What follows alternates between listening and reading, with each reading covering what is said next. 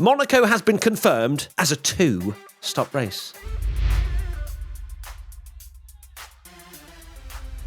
Oh my goodness gracious me, it's happening. Tommy, as your dog comes in the room, because clearly Frank wants to know all about the mandatory 2-stop that Monaco is going to be producing, it's happening. And I know your initial reaction is, oh my God, they're doing something to Monaco to make it exciting. But it's also slightly polarising in what I've seen with the reaction. Tommy, what were your initial thoughts? And as they've processed, have they changed? My thoughts haven't changed, and my thoughts are also that I feel like this is something that I've been saying for years now that they should do. So clearly the Formula One Council themselves are big fans of the P1 podcast. I always knew you were on the council. No, I'm still adamant that it's a good idea, but yeah, there was rumours, wasn't there, that this was going to be confirmed, and now we finally have that confirmation. So let me read out to you the confirmation that we see. And it says, the FIA World Motorsport Council reviewed a proposal regarding the implementation of a mandatory 2-stop strategy in both wet and dry conditions for the Monaco Grand Prix, with the primary intent of improving the sporting spectacle of this race, given the notable difficulty in overtaking at this circuit. Following recent discussions in the F1 Commission, a specific requirement for the Monaco GP has been approved, mandating the use of at least 3 sets of tyres in the race, with a minimum of 2 different tyre compounds to be used if it's a dry race. So my initial reaction is, oh my goodness gracious me. Hello. Okay, this could work. And then I'm surprised they're doing it. I must admit. I'm surprised they're doing it as well, but also I'm glad that they are. I'm glad that they've opened this up. Perhaps they've even gone, look, Monaco, everything's moving forward right now in Formula One. We're getting very modern, getting very exciting with all sorts of sprint formats and stuff. You're in the past right now. We need to bring you to the future. How do we do that? Okay, let's do a mandatory 2-stop. The thing is, right, there's going to have to be more parameters. And I think Bernie Collins made a very good point of how this could unfold in a race if you're a back marker, or if you're even in the back half of the grid. You pit on lap 1, you pit on lap 2, you get your pit stops out the way, and you sit on hard tyres for the rest of the race hoping for a safety car. So I think that there's going to have to be minimum stint lengths, like we saw in Qatar that time when they had the tyre problem, in order to, in essence, manufacture a good race at Monaco. This is what we're trying to do here. Let's not beat around the bush. This is gimmicky, this is manufacturing fun, but it's the only way we're going to get fun from Monaco in this day and age of the boat Formula One cars. I did not agree with that statement at all, actually. Which one? Which part? Bernie Collins about if I just put on lap 1 and lap 2. And my argument to that would be, well, why aren't all the back markers pitting on lap 1 anyway? Doesn't happen, so why would, they're not doing it, so why would it happen? It almost seemed like, I've sorted how this is going to happen, but they're not doing it now, so why would it suddenly be a thing? If you My get brain me. is currently processing, and you could use that theory of saying, well, Monaco you can't overtake, so you pit on lap 1, you catch up the pack, wait for everyone else to pit, and you win the race. But no one's done that. It hasn't happened. So why is just because you're making it a 2-stop? Why would that change? There must be some thinking there. I'm not going to disregard what Bernie Collins has said. No, I'm also not. Strategist. Yeah. So, it's a theory as well. If you're last. So it's it only works if you're last. So if the person that's last wants to do that and do a ridiculous strategy, they can do that in Formula One anyway. You can do that at any circuit and hope for a safety car. It's how people have won Formula One races in the past. But I don't think, for me, I heard that and a lot of people went, oh yeah, all the commentary team jumped on it and were they've found a flaw in this. And I personally don't think it's a flaw. That can happen anyway. What you could stop at any. You've got to stop twice. I think you've got to stop once in Formula 1 anyway. You can stop on lap 1. You can stop at the end. People have done that anyway, where they've gone all the way to the very final lap and prayed for a safety car or a red flag and hoped it's changed. So I think it's because you are forced into a stop, right? I think that. But you are now. Yeah, I know, but you're forced into one. I just feel as though perhaps the 2 is where she's kind of highlighting, where there's going to be at least an early stop to get rid of that so that you then only have one left. There has to be something to this, because you're not going to carry out a normal race and not pit for 20 laps if a bunch of cars behind you have stopped twice in the first few laps, because then if you have one safety car, you're absolutely screwed. But everyone, that's any Formula One race, everyone has to react to that. Yeah, but it's more aggressively screwed. Yeah, but that's Monaco. It's always been like that. Look at I think there is Lewis something Hamilton there. is a great example of, was it 2019, where he stayed out on those tyres right to the end. And yeah, like Max was on the better tyres, but he couldn't overtake. And we've seen really extreme strategies in Monaco before. I think Alonso and Max have both started at the back in Monaco. Alonso 2010, I want to say, and Max, I think it was 2018. And they've managed to like make their way through the pack because they've done this strategy. But I don't see how it's any different that you have to stop twice. Yes, it is more likely that you can do something extreme, but that's why they're doing it, to make the race more interesting, because there's not enough jeopardy in the Monaco Grand Prix, because you can't overtake. It has to be in the pit stops. So the only way you're going to get 2 pit stops is you have to force it, because regardless, you know, they've mentioned about this is another thing the commentary team were mentioning during F1 testing of, well, run a super soft tire where it's completely like, you know, terrible. I think they're mentioning even next year there is going to be like a C6 tire, and it'd just be for Monaco. But regardless, you know, Daniel Ricciardo won the race with half power. You can still win because it's almost impossible pretty much to overtake. So it doesn't matter even if you're going 4 seconds a lap slower.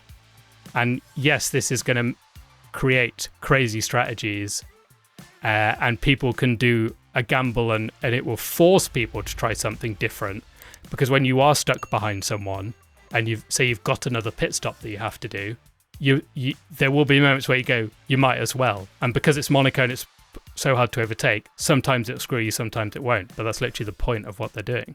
I will just say that they are planning to bring in the C6 this year, not next year.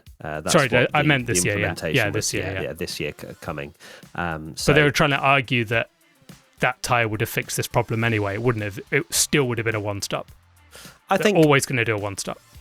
Yeah, it's it doesn't matter. Its track position is everything around Monaco. We've seen it time and time again.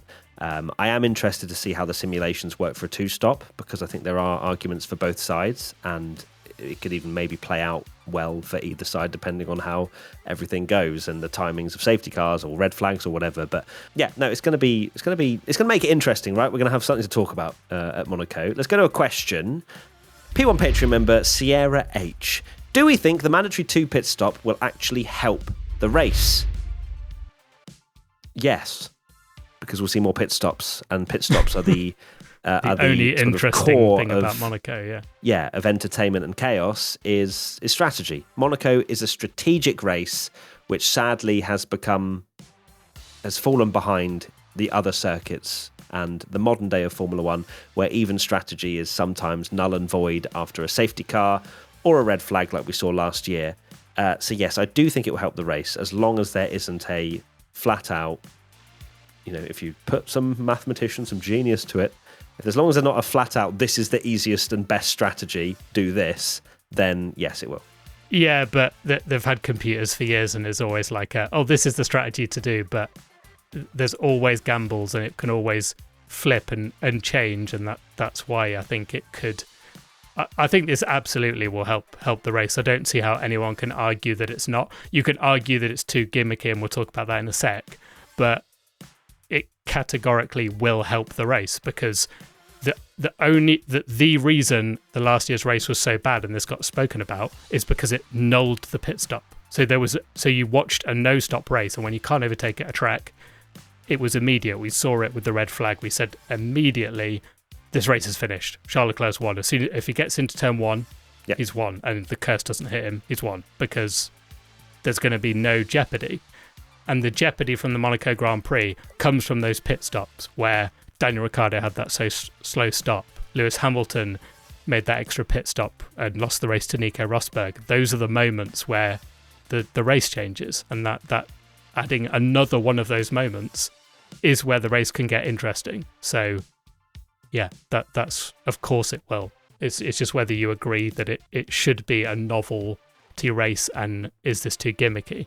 Well, let's enter that conversation right now. Is it too gimmicky? Are we heading down a winding road, a winding path for this sort of thing to be introduced at Monaco? For me, no, I don't think it is too gimmicky. It is very much, as you sort of just said, a unique track that we don't really have. Well, we don't have anywhere else. It's Monaco. We want to celebrate the history of it. We want to celebrate the legacy, but also we want to bring it up to speed from an entertainment perspective and to have good racing. So for me, I think it's just right. There's nothing else they could do realistically than this. I think it's worth trying. Let's see how we feel when we actually watch it. But for me, everybody will be celebrating a great Monaco race if this 2-stop mandatory rule creates us a banger. No one will care about the odd gimmick. We have sprint races, we have DRS, we have this, that, and the other. This is just another one of those. Perfect example. We had tyres that were wearing out, and did the vast majority of people look back on 2012 and go, "Oh my god, that was amazing! You had so much overtaking. You had 7 different winners in the first 7 races," because you had that kind of gimmick of worn tyres. Formula One is always evolving and always changing. Like the Monaco Grand Prix itself was a gimmick. It used to be 100 laps and would last for 3 hours. That's the last thing the Monaco Grand Prix needs, is it?